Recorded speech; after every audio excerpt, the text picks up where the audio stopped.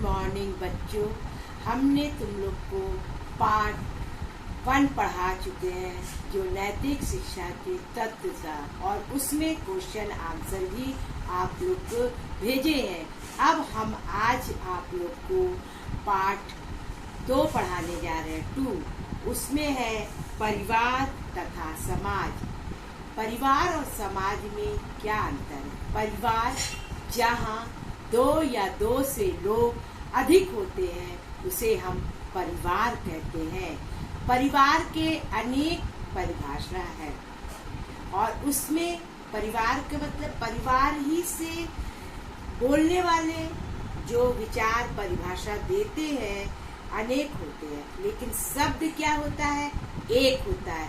उसको हम सीधे बताते हैं या कुछ घुमा के बताते हैं, कुछ उदाहरण दे के बताते हैं, ऐसे करके हम परिभाषा दें। उसमें से हम आप लोग को अरस्तु के अनुसार परिभाषा के बारे में बताने जा रहे हैं। जैसा परिवार प्राकृतिक द्वारा मनुष्य की प्रतिदिन की आवश्यकताओं की पूर्ति के लिए स्थगित है, स्थायी संघ है। मतलब स्थायी संघ मतलब साथ रहता है। हमारा प्रतिदिन का जो भी कर्तव्य है वो रोज डेली हम लोग करते हैं। तो इनके अनुसार है कि हम लोग जो है परिवार में रहते हैं, सुबह उठते हैं, फिर जो कार्य होता है उस कार्य को करते रहते हैं। इनके अनुसार ये है। दूसरा है HK होम के अनुसार। उनके अनुसार ऐसे व्यक्तियों का सामूहिक जो बिना रक्त अथवा गोत्र के संबंध द्वारा परस्पर एक दूसरे से बंधे हों। गोत्र के और रक्त के संबंध से परिवार एक और दोस्त के लोग के बीच में बनता है, उनका रक्त के संबंध होता है, इसके द्वारा बनता है। एक गृहस्थी के रूप में काम करते हो, एक दूसरे के साथ पति पत्नी, माता पिता, पुत्र पुत्रियां, भाई बहन के रूप में परस्पर कार्यकलाप करते हो। मतलब इतने लोग हैं एक दूसरे से, कोई अलग नहीं है। माता पिता, भाई बहन, ये लोग सारे किसी का अलग से नहीं है, हर लोग 2-2 लोग करके हैं।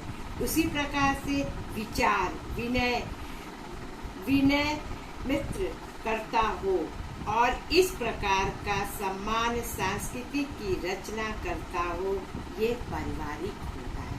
मतलब जो विचार करता है ना परिवार में, एक सम्मान हो के उसी का है। तो ऐसे 2 लोगों की परिभाषा हमने तुम्हारे सामने रखा है। उसके बाद परिवार में कितने पॉइंट्स आते हैं, परिवार की परिभाषा हमने दे दिया। भूमिका विशेषता है विवाहित संबंध के बारे में हम बताने जाने। विवाहित संबंध परिवार के निर्माण के महत्वपूर्ण तत्व है। परिवार के क्या है? विवाहित महत्वपूर्ण तत्व है भाई। जब बिना विवाहित के परिवार जो है नहीं चलेगा। जहाँ लड़कियां हैं उनका विवाह होगा, जहाँ लड़के हैं वहाँ उनका विवाह होगा।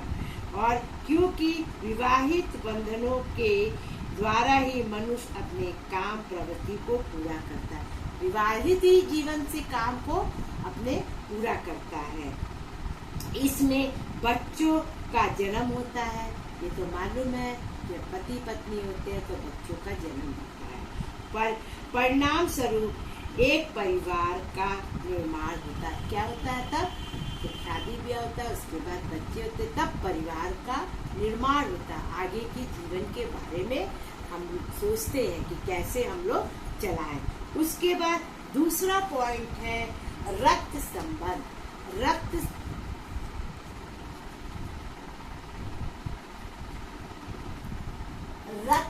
संबंध ये दूसरा पॉइंट है। रक्त संबंध परिवार का दूसरा मुख्य आधार रक्त संबंध होता है। रक्त माने ब्लड से होता है, ठीक है। और माता पिता से बच्चों का संबंध रक्त का होता है।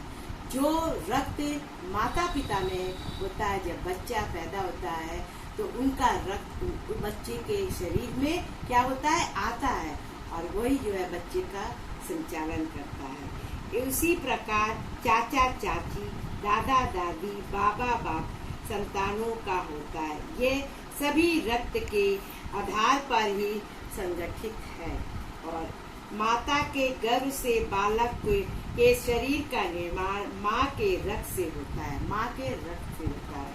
जन्म लेने के बाद वह माँ का दूध पीता है। इसी प्रकार माँ के साथ उसका रक्त संबंध स्थापित होता है।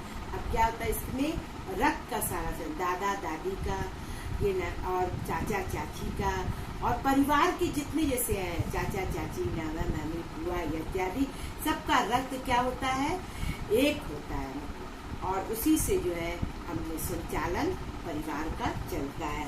दूसरा पॉइंट है निवास स्थान।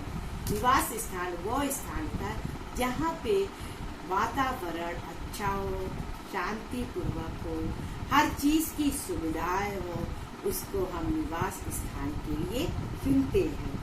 और परिवार के सदस्य के सुरक्षा तथा विकास के लिए एक निवास स्थान का रहना अत्यंत आवश्यक है।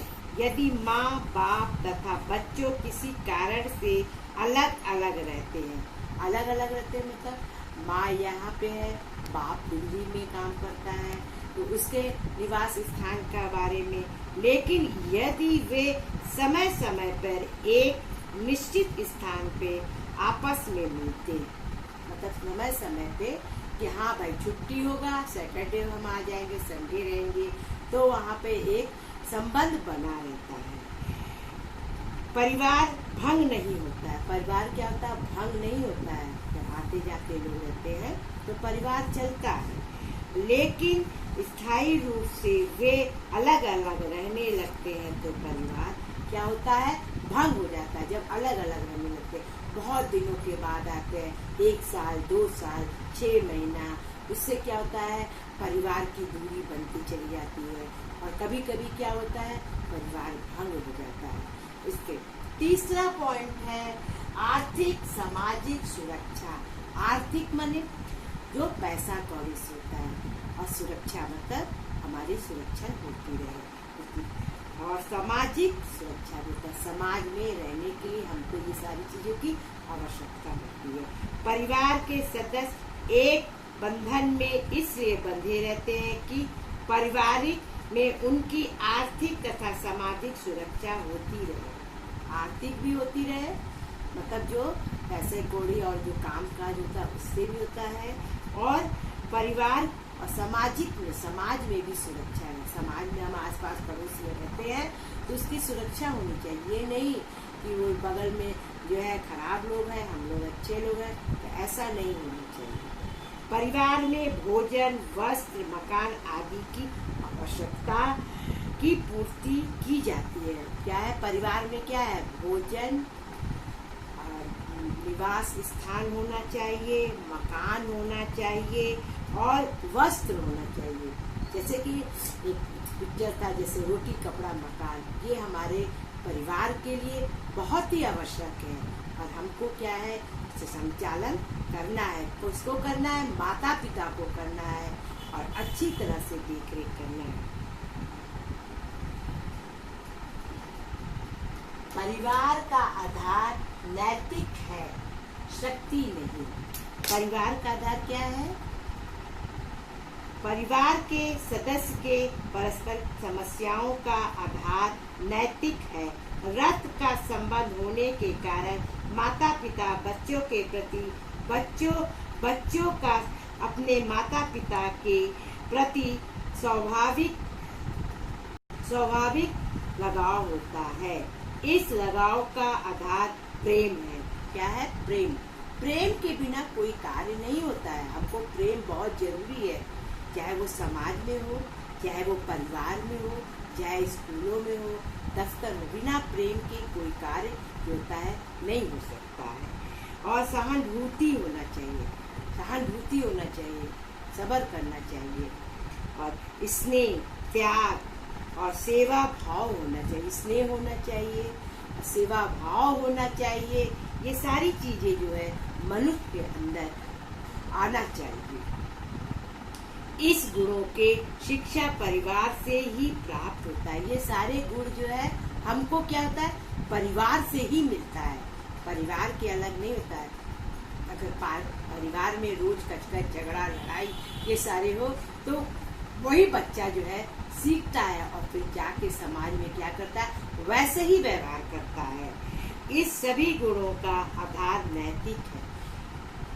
नैतिक बंधन एक ऐसे बंधन होता है जिसमें परिवार के सभी सदस्य बंधे होते हैं। नैतिक या मॉरल होता है ना, जब हमारा मॉरल बहुत अच्छा है, हमारा स्वभाव बहुत अच्छा है, लोग हम लोग को देख के समझ जाएंगे कि हाँ ये अच्छा है।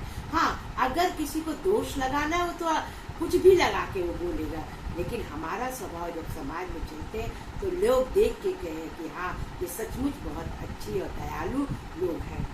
और साधारण परिवार में कोई भी सदस्य इस बंधन को तोड़ने का साहस नहीं कर सकता। फिर क्या होता है, जब हम मिला के चलते हैं परिवार को तो कोई भी सदस्य तोड़ने का साधन नहीं होना। जब विल पावर जिसके पास होता है तो फिर उसको कोई हिला नहीं सकता है, वो वही काम और सच्ची बात बोलेगा। और जब किसी को सच्ची बात बोली जाती है ना तो वो बुराई खोजने लगता है और तब वो बुराई करके वो क्या करता है, नीचा करता है। तो इससे जो है हमेशा दृढ़ रहना चाहिए, कभी घबराना नहीं चाहिए। और यदि ऐसा करता है तो परिवार नष्ट हो जाता है। और जब लोग ऐसा करते हैं ना तो परिवार क्या होता है, अब रोज कोई गलत बात बोले कि हाँ भाई तुम्हारी औरत इधर जाती है, तुम्हारा आदमी या बच्चे इधर जाते हैं, तो रोज सुनते सुनते क्या होता है, परिवार में फिर कचकच होने लगता है, झगड़ा होने लगता है। इससे जो होता है फिर परिवार क्या होता है, नष्ट हो जाता है, बिखर जाता है। परिवार के बारे में हमने तुमको बता दिया। और उसके आगे भी क्या है, परिवार के कार्य है। और परिवार का कार्य जो है वो क्या है, 5-6 पॉइंट्स है, वो अगले टर्न में हम तुमको बताएंगे। पॉइंट्स हम तुमको बता दे रहे हैं, जैसे जैविक कार्य, दूसरा आर्थिक कार्य, तीसरा है सांस्कृतिक कार्य, और चौथा है धार्मिक कार्य, और पांचवा है मनोरंजन संबंधित कार्य, और छठा है राजनीतिक के कार्य। ये 6 कार्य है, उसके बारे में हम तुम लोग के अगले टर्न में जो है बताएंगे, क्योंकि ये चैप्टर जो है बहुत बड़ा है, 20 पेज का है और हमको थोड़ा थोड़ा करके हमें आपके पास बताना है। हम 4 भाग में इसको बताएंगे और आप लोग इसको समझ के जितना भी पॉइंट हमने लिखवाया है उसको आप लिख लीजिएगा, समझ के आप अपने से लिखिएगा, और जो भी कमी बेसी होगी वो हम जरूर बताएंगे। इसके साथ आप लोग को बाय बाय।